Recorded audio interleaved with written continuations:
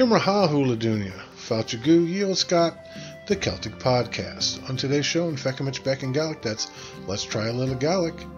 We're going to talk about the benefits of bilingualism.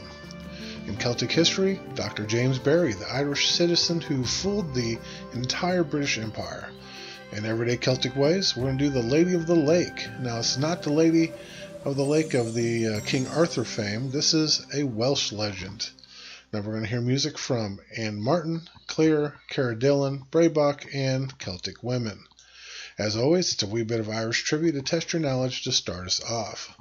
What film famously made the village of Cong in County Mayo into a mecca for fans of this movie? All right. Check out the Olde Scot Facebook group where you can be a part of the Celtic culture. And keep an eye out for the Celtic Badass, the Celtic Music Spotlight, and Learn a Gaelic Song videos. And a new video series on Wednesdays called Dark Celtic History. Now, if you have any of the stories or tales of dark history, Celtic history from any of the Celtic nations, just shoot me a line on the Facebook group and let me know, and I'll do some research and we'll get it on there. All right, Feuchamaich, let's get going.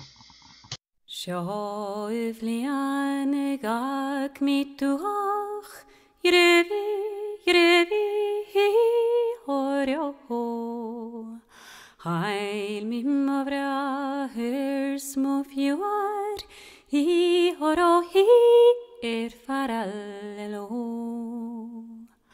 Heil mi mavra her små fjord Grevi hi horo Hanye shinne hamikua I horo hi farallelo Chanie shime hamikua Grevi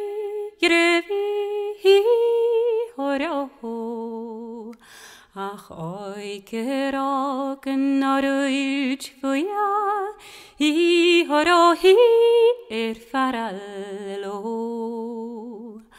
Ach oi kerok naruj fuya Grevi horo Vin kistje chilri teve falla I horo hi farallelo Vin kistje chilri teve falla Grevi horo Circa dunig soort kaparig I horo hi farallelo Sjo vliane gak mit duach Grevi horo Heil mi mavra her små fjord I horo hi farallelo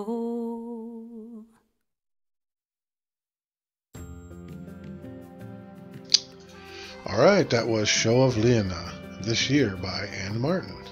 And now it's time for Feuchamaich, Beagan, Gaidhlig. Let's try a little Gaelic. Now, today we're going to talk about the benefits of bilingualism. We're not really going to get into the language or anything. I just want to give you some information that I come across that I thought was very interesting. In 1922, in Tractatus Logitico Philosophicus, the philosopher Ludwig Wittgenstein wrote, "The limits of my language mean the limits of my world. The words that we have at our disposal affect what we see, and the more words there are, the better our perception. When we learn to speak a different language, we learn to see a bigger world." For years on Let's Try a Little Gaelic, you have seen various Gaelic words and phrases, and we have even gone through my beginner's course. I've touted the cultural and the historical reasons for learning Gaelic, yet there is one reason that is more important than all. Bilingualism has great health benefits for the brain and brain function. Even just trying to learn a second language is good for your brain. It is never too late to learn a second language and reap the reward of all its benefits besides just being fun. Now here are a few of the benefits of bilingualism, or even just trying to learn another language. It helps in the prevention of dementia, as adults with Alzheimer's take twice as long to develop symptoms as their monolingual counterparts. The mean age for first signs of monolingual adults having Alzheimer's is 71.4.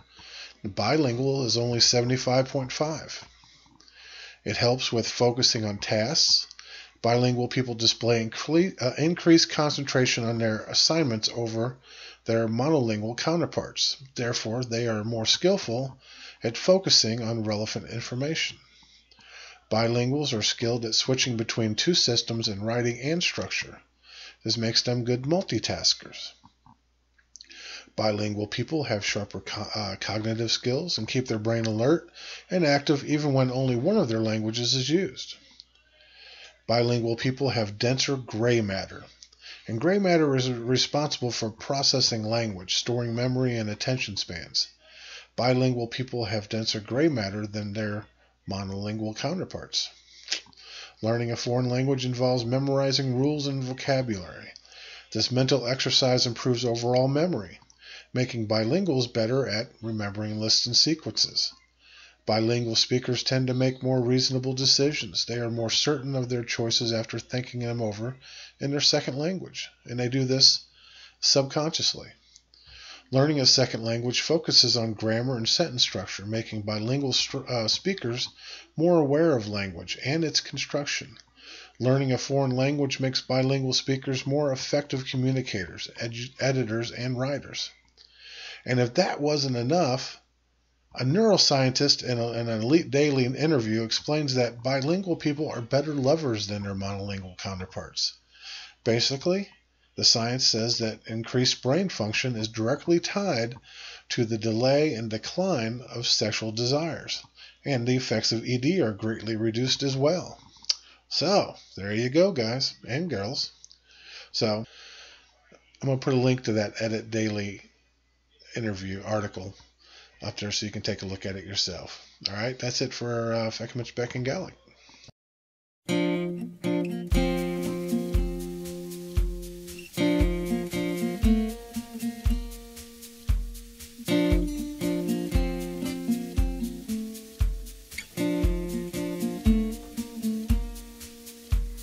I wish I was in heaven high, for night and day I just wait and cry, and from my arms he flew one night to where I cannot find. I wish I had the wings to fly, for in this world he left no signs. Maybe someday he'll bring me back to where I cannot find.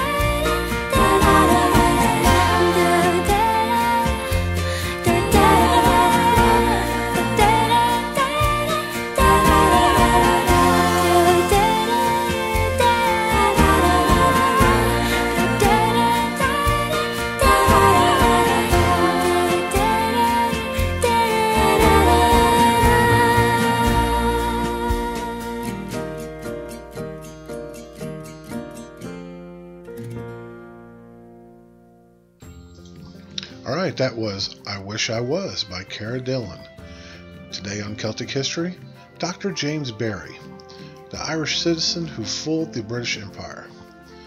Now, this story is a challenge of the pronouns, and if I get one mixed up, I apologize in advance. Now, watch closely for the changes, though. Margaret Buckley, niece of the great painter James Barry, disguised herself as a man to become a pioneering surgeon carrying out the first successful cesarean delivery, which saved the mother, of course. They didn't before then. It's just the mother was always died.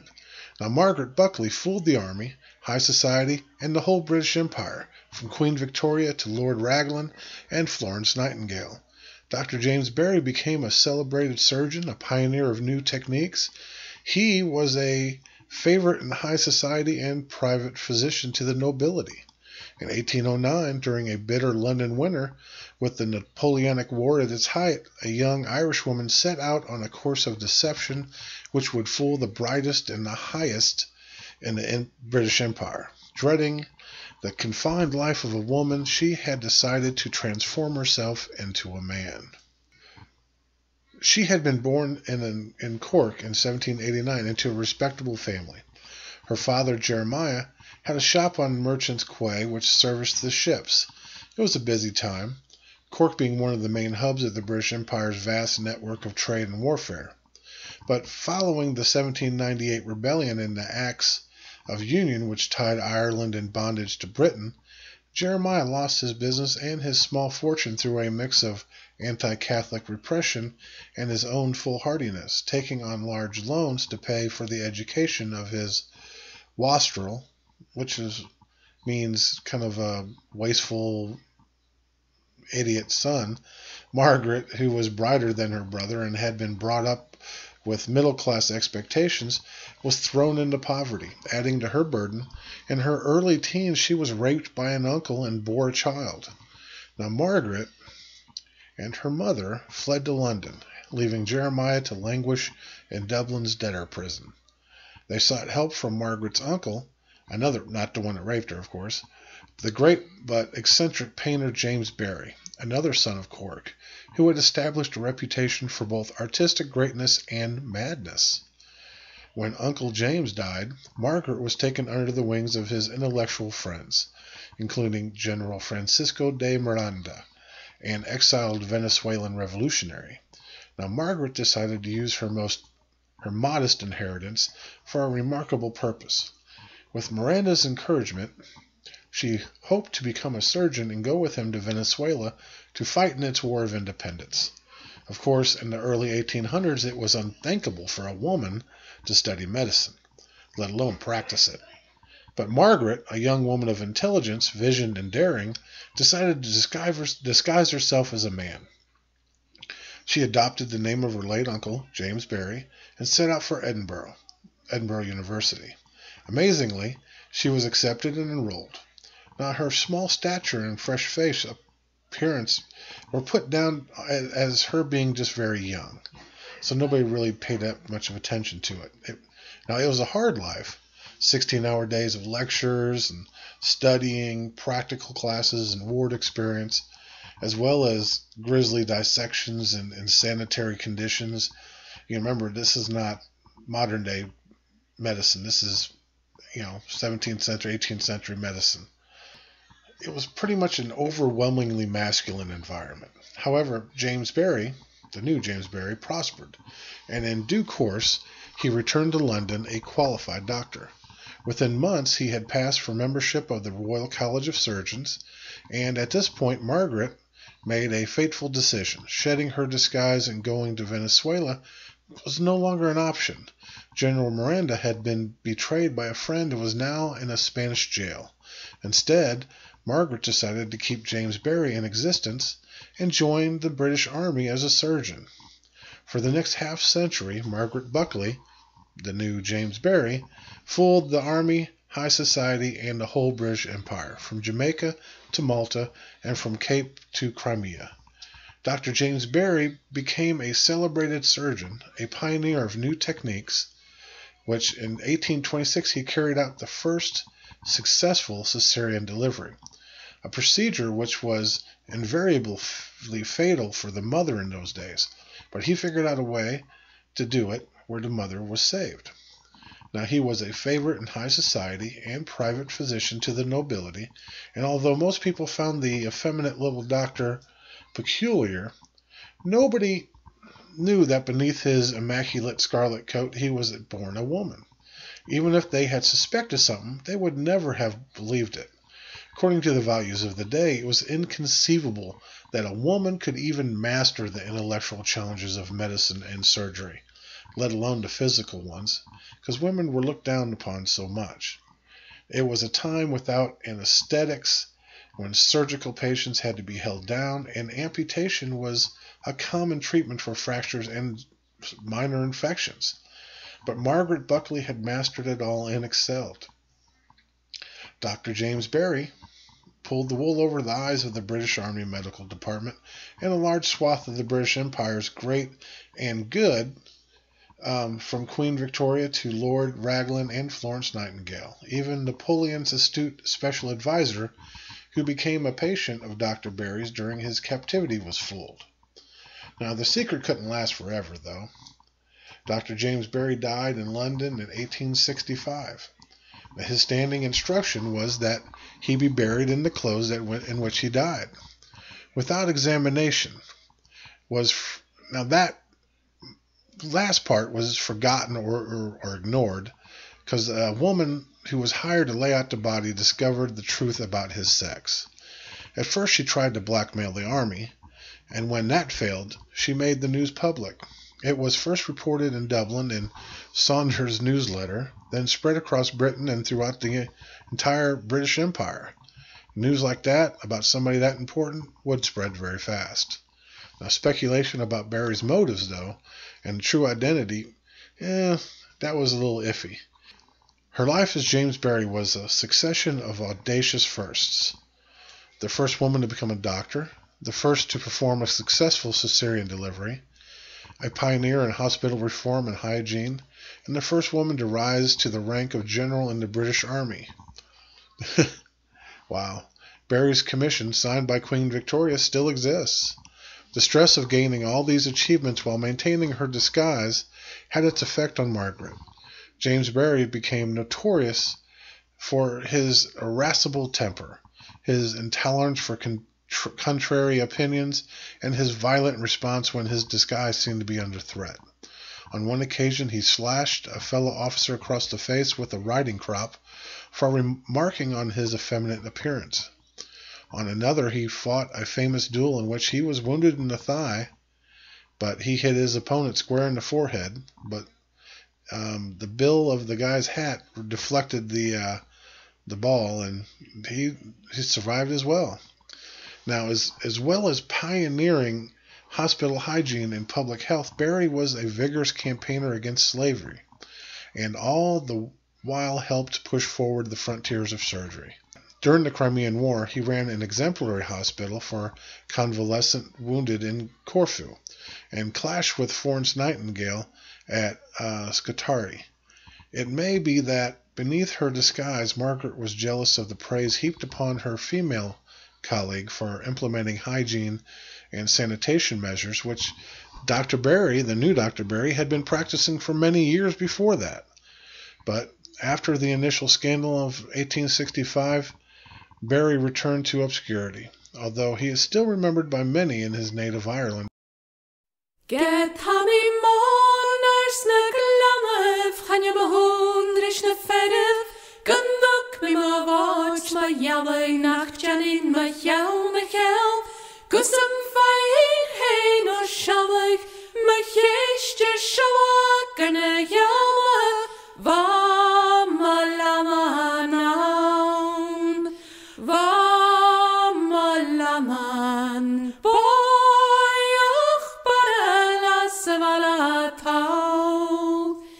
Ajian me shetan ayal kepeko ikamrat hamagulrit life sahas dahok and iches jeshikavel fotgoma vatske fotgwayev surchain nas and havo vamalamana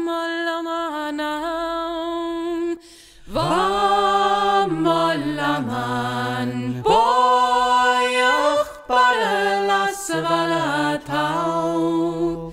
Maroon macht na brashleek, jike chumig sa gwan lene, chudde sheetere ferlin, bevor merabs as de lai vrevi, bjarlungen janin bjarsfredut, Hadje mission guameke va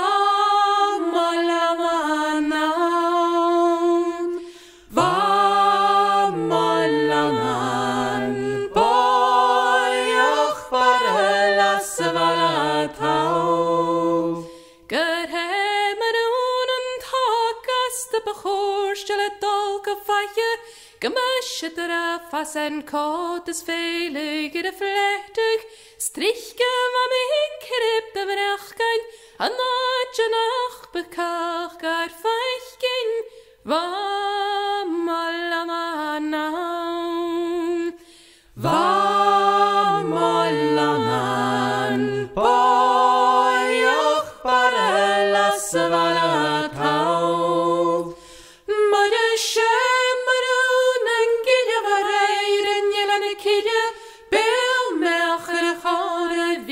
Gav me het liet zelini, sukshit mohulen shilek, gaslan ganjalu chilek, va malaman,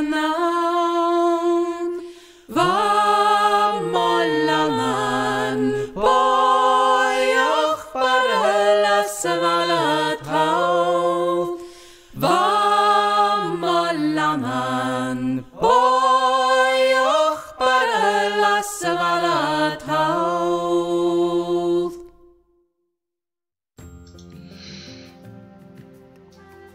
That was Va Lannan Aun. My Sweetheart Was There by Claire. Now it's time for Everyday Celtic Ways. Today, the Lady of the Lake. Now no, this is not the Lady of the Lake of King Arthur fame, who gave Merlin the sword Excalibur. This is a Welsh legend. It's separate from the King Arthur legend. However, as this story goes, it's said that once upon a time, in northeast Carmarthenshire, a young farmer sat down upon a large rock next to a lake. Across the water he could see a beautiful woman sitting on the surface of the lake called Linnen Fan Fuck. She was on the surface, so he probably should have guessed something was up.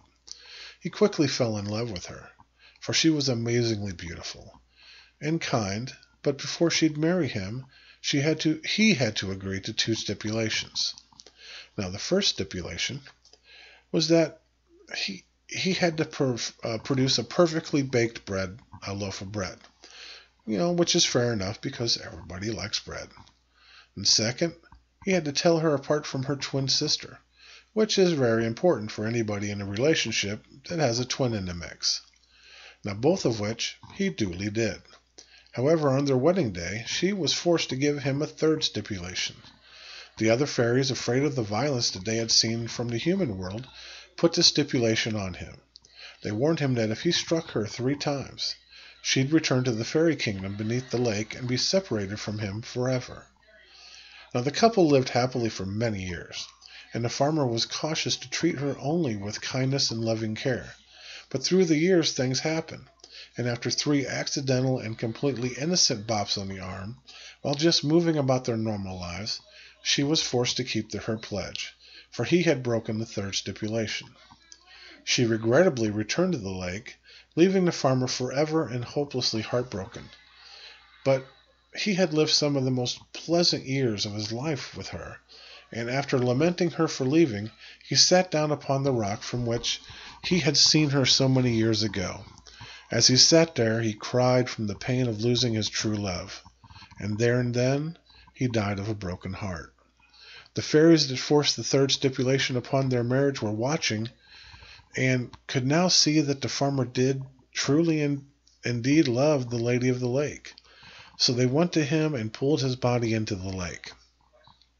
Worried that they had imposed an unfair stipulation on their love, and feeling regret for causing so much pain, for she had done nothing but cry since she had returned to the fairy world. The other fairies furiously searched their magic for a way to repair the damage they had inflicted. Then an older fairy came forward and showed them a spellbook none had ever seen before. The fairies were instructed to cast a magic spell upon him, bringing him back to life as a fairy. But they were warned that the gift of life was not up to the fairies. A higher power decided that. In the end, love won the day, and he rose as a fairy, quickly reunited the two of them, and they lived forever in the fairy kingdom, happily ever after. Cool story.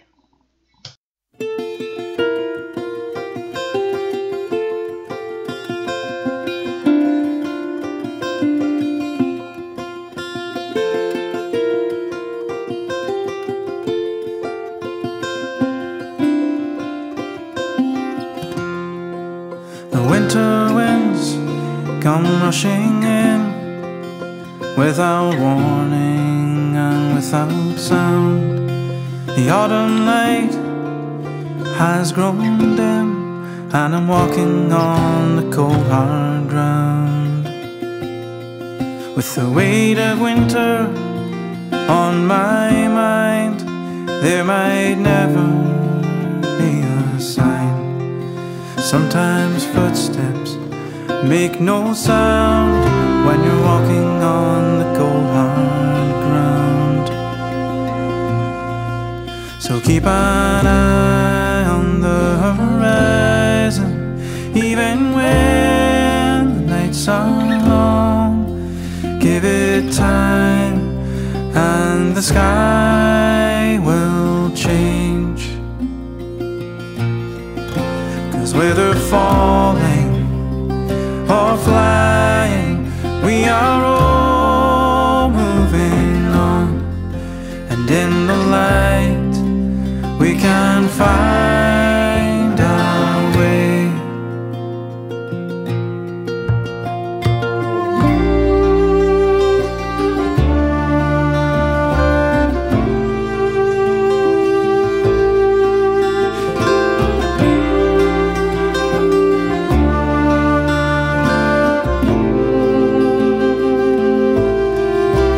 If you see me fall behind, I hope you know I'm coming round. Frozen tears are hard to cry when you're walking on the cold hard ground. There is darkness, but there is dawn, and there will be a morning song for those we've lost and those that we found, walking on the cold hard ground.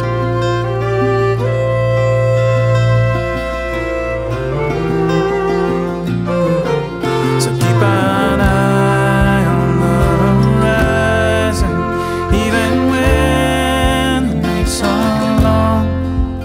Give it time and the sky will change. 'Cause whether falling or flying, we are all moving on, and in the light we can find our way.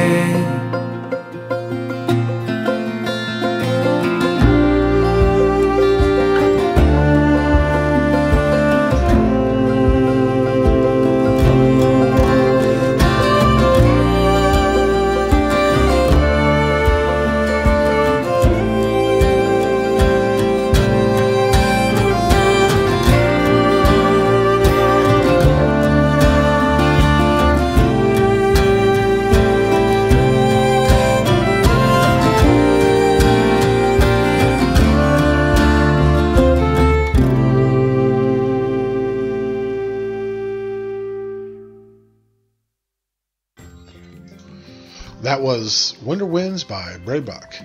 Well, that's it for today's show. I hope you liked it. I'm trying to keep it interesting, informative, and fun while showing you the beauty of all things Celtic. Top 11 Harrichin. Now, before I let you go, the trivia question answer. The Quiet Man with John Wayne and Maureen O'Hara is the film that made the village of Cong in County Mayo into a mecca for fans of the famous movie. Remember to check out my YouTube channel. It's got the Olde Scot videos, the Learn Gaelic song videos, Celtic Badass, Music Spotlight, Speaking Our Language, the Dark Celtic History, and lots more. And my Facebook group, Olde Scot, where you can give me your insights and inputs on all things Celtic. Martian leaving Drozda. Bye for now. And I'm going to let you go with the song, Ancient Lands by Celtic Women.